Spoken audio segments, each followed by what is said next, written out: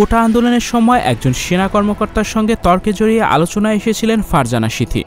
এছাড়াও সেই আন্দোলনে নানা সময় তাকে দেখা গেছে নানা ভূমিকায়। ফলে ফারজানা সিথি এ সময়ের ভাইরাল কন্যা। তাকে এবার মিউজিক ভিডিওতে দেখা যাবে, তাও আবার দেশের জনপ্রিয় গায়ক আসিফ আকবরের গানে। আর সিথির সঙ্গে গানে সহমডেল থাকছেন শেখ সাদি। গানের সুর ও সঙ্গীত করেছেন রাজীব এবং মোনা।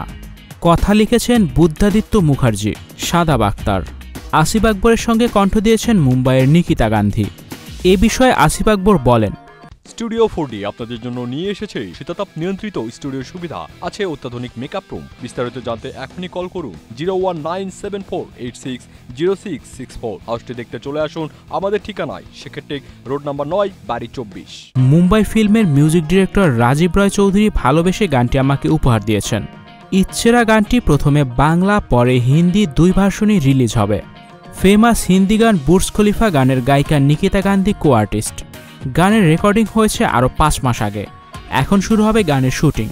তিনি বলেন, নিটোল প্রেমের গানটির মডেল হিসেবে আমি নিজে পছন্দ করেছি জেনজি কন্যা ফারজানা সিথি এবং তরুণ সঙ্গীতশিল্পী শেখ সাদিকে। গানের শুটিং হবে শালদাহ ইকো রিসোর্ট, গাজীপুরে। ভিডিও পরিচালনা করবে স্নেহের সৌমিত্র ঘোষ ইমন।